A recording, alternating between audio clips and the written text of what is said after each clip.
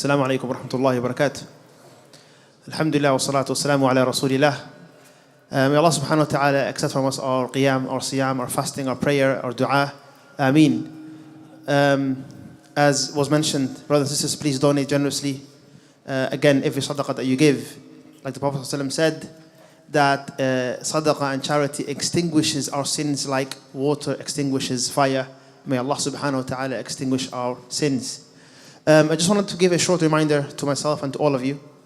Allah subhanahu wa ta'ala mentions in the Quran, الَّذِينَ آمَنُوا تَطْمَئِنُّ قُلُوبُهُمْ بِذِكْرِ اللَّهِ أَلَا بِذِكْرِ اللَّهِ تَطْمَئِنُّ الْقُلُوبُ. That those who have iman and faith, they find tranquility with the remembrance of Allah. Indeed, with the remembrance of Allah, do hearts find tranquility. So, the peace that we are always looking for in our lives, it's in the remembrance of Allah subhanahu wa ta'ala. And when we say remembrance of Allah subhanahu wa ta'ala, the first thing that should come to your mind is the Quran. The reading of the Quran, the pondering over the Quran, the studying of the words of Allah subhanahu wa ta'ala. But I want to leave with you with just one statement and one benefit.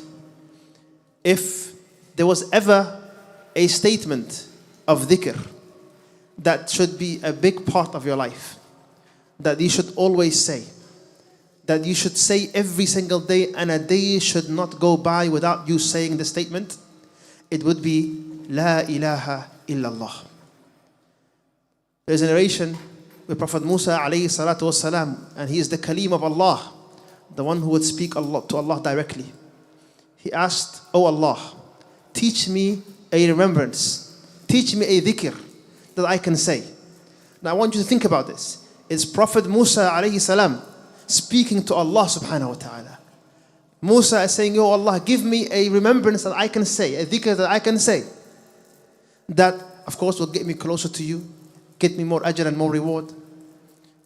Allah subhanahu wa ta'ala said to him, "Oh Musa, say la ilaha illallah. Say la ilaha illallah." Then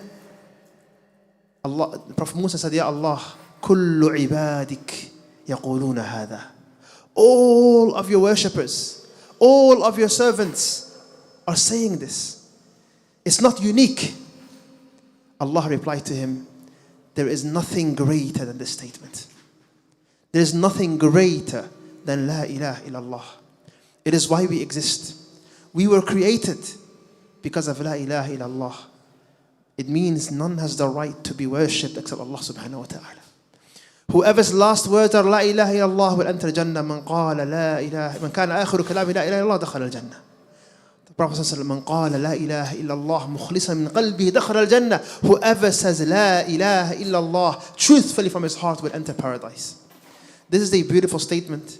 It should be your most favorite statement. It should be the statement that you say the most. The Prophet said in a hadith, "Afdalu dhikr la ilaha illallah." The greatest form of dhikr is to say La ilaha illallah.